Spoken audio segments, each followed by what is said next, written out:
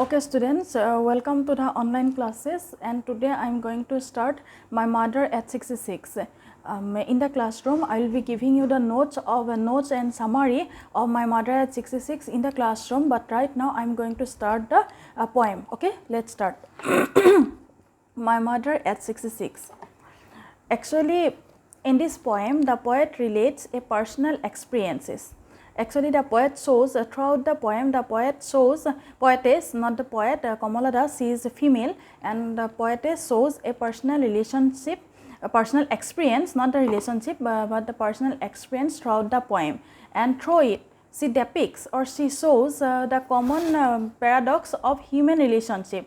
She shows the common, brings out or shows a common paradox of human relationship. Actually,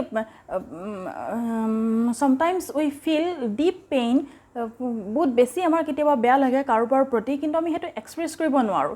Sometimes we feel deep pain for somebody, but we fail to explain it.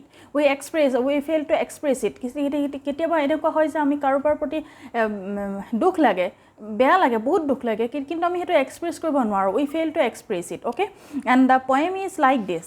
The poetess felt pain at the time of leaving her mother, at the time of her departure, because she has to move, leaving her lonely mother, but she failed to express it before her mother, and that is why towards the end of the poem she said, see you soon, amma. Amma মই তোমাক পাছত লগ পাম, তেনেকৈ বুলি কৈছে লাষ্টত. That is why it is said that sometimes it happens to us that we feel deep pain for somebody. কাৰোবাৰ প্ৰতি আমি বহুত দুখ লাগে, we feel deep pain for somebody, but we fail to express it. Okay, and that is the central idea or central theme of the poem. Okay, let's move. Driving from my parents' home to Cochin last Friday morning, I saw my mother beside me. I saw my mother driving. She was driving from her parents' home to Cochin airport. Cochinলৈ তাই গৈ আছে, parents homeৰ পৰা Cochin airportলৈ গৈ আছে. Last Friday morning, I saw my mother beside me, and her mother was sitting beside her. তেওঁ গৈ আছে, কমলা Das, poetess কমলা দাস গৈ আছে Cochin airportলৈ, আৰু তেওঁৰ মাক তেওঁৰ কাষতে বহি আছে. মাক মানে আহিছে, her mother has come here to see her off, to see বিদায় দিবৰ কাৰণে আহিছে. Thus open mouthed, her face ashen like that of a corpse, and realized with pain. Thus open mouthed, thus মানে dozing মানে হাহুমনিয়া কৰি থকা, টোপনিয়াই থকা, হাহুমনিয়া কৰি থকা. Thus open mouthed because she was an aged woman. বয়সস্থ এগৰাকী মানুহ, গতিকে অকমানতে তেওঁৰ টোপনি ধৰিব, গাড়ীৰ বতাহটো যেতিয়া গাড়ী চলি গৈ থাকে, গাড়ী বতাহটো লাগিলেও টোপনি ধৰে. So open mouthed, মুখখন কৰি লৈ পেলাই টোপনিয়াই আছে. Open mouthed, her face ashen like that of a corpse মানে dead body, corpse মানে শস্য, grain, আৰু corpse মানে dead body.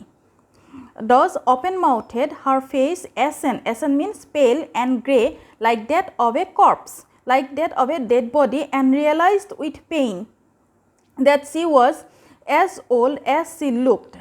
And realized with pain, that means she felt pain having seen her condition, and said that she was as old as she looked. তেওঁক যেনেকুৱা বয়সস্থ দেখাইছে, এতিয়া কেতিয়াবা এনেকুৱা হয় যে কিছুমান মানুহ বয়সতকৈ বহুত বেছি বুঢ়া দেখায়, কিন্তু তেওঁক সেইটো নহয়, তেওঁ যেনেকুৱা বয়সৰ মানুহ তেনেকুৱা বয়সে দেখা গৈছে, কাৰণ তেওঁ she was dozing, she was open mouthed, and her physical experience was not so good. Her physical expression was not so good, and that is why she looked as old as she was. যিমানটো বয়সৰ মানুহ হৈছে সিমানটো বয়সৰে মানুহ দেখাইছে. That she was as old as she looked, but soon put that thought away. But very soon put that thought away. But very soon she removed her thought from her mother. আৰু হেয়াকে যদি চাই থাকে যে মুমা বুঢ়া হৈ গৈছে, তেওঁ এৰি যাবলৈ দুখ লাগিছে, এই কথাখিনি যদি ভাবি থাকে, she can never move. তেওঁ কেতিয়াও আগবাঢ়িব নোৱাৰে. If she thinks again and again regarding her mother, তেওঁৰ মাকৰ কথা যদি ভাবি থাকে, she can never move. তাই কেতিয়াও আগবাঢ়িব নোৱাৰে. That is why she put that thought away. She removed her thought from her mother. তাই মাকৰ পৰা কথাখিনি আঁতৰাই আনিলে, তাইৰ মনটো আঁতৰাই আনিলে. but soon put that thought away and looked out at young trees sprinting, the merry children spilling out of their homes, but after the airport security check, standing a few yards away. And looked out at young trees and looked out as say, but soon put that thought away. But very soon she removed her thought from her mother and looked out at young trees sprinting and looked out. তেওঁ গাড়ী চলাই গৈ আছে, গাড়ী চলাই she was driving to Cochin Airport and her mother was sitting beside her, and having seen her mother, she thought that she looked as old as she looked as old as she was as old as she looked, and she looked like a dead body, and immediately she removed her thought from her mother and looked outside. আৰু বাহিৰলৈ চালে, তেওঁ নিজে drive কৰি গৈ আছে, ওচৰতে মাক বহি আছে, মাকক চাই তেওঁ দুখ লাগিছে, কিন্তু পটককৈ তেওঁ মনটো তাৰ পৰা আঁতৰাই নি বাহিৰলৈ চাইছে আৰু দেখিছে যে young trees sprinting means running, and looked out at young trees sprinting means running, moving. যেতিয়া আমি গাড়ী চলাই গৈ থাকোঁ বা হেৰি বাছত গৈ থাকোঁ, young trees running, that means the simultaneously trees are also running. আমি যিমান গাড়ীখন আগবাঢ়িছে গছবোৰ সিমান পিছ পৰি আহি আছে. That is why she says that immediately she removed her thought from her mother and looked outside and saw that the young trees are running. Okay. The merry children spilling out of their homes. Merry children means happy children. Bhala horu lura chali bilake phurti kori thoka horu lura chali bilake merry children spilling mane moving out ulai ahise.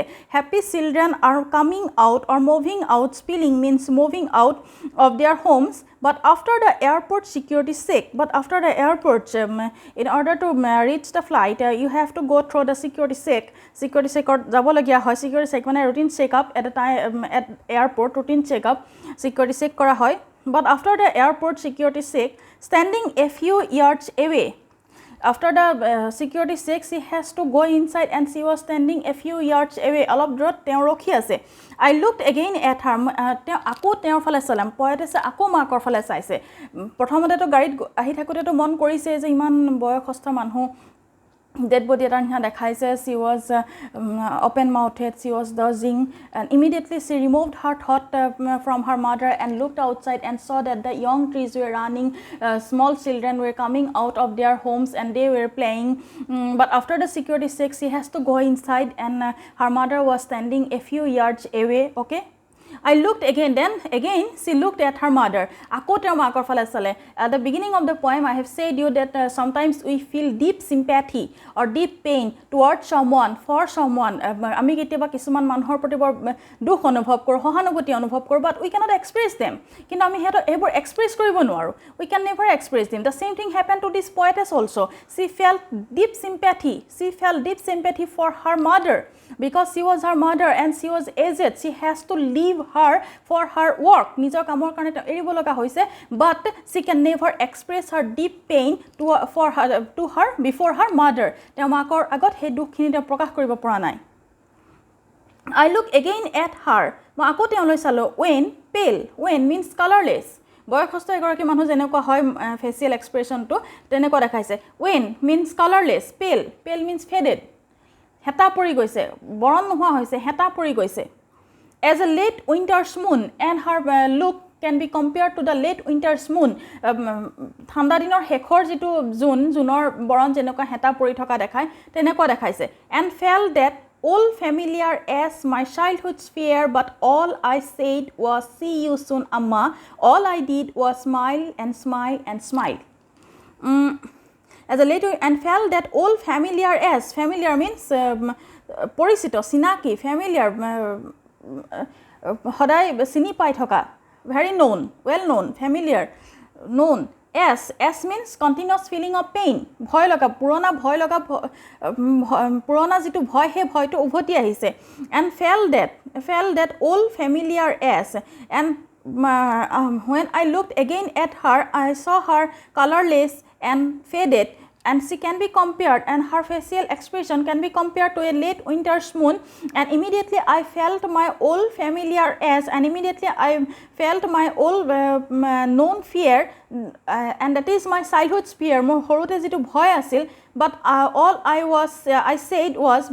said was, though I afraid of that though my childhood fear came back to my mind, still I conceal it. Moi he bhoy to lukwai rakhisilu, I conceal it, and I said to my mother that see you soon amma, that means again I will meet you, moi tomak ako log pam. Though I feared, or though I was afraid of my old childhood fear, though the childhood fear comes back to my mindset, still I conceal it, and all I said, and controlling my mindset, moi nijoke hongjom kori controlling my mindset or concealing my internal fear, internal mental conflict, internal fear, I said to my mother that see you soon amma.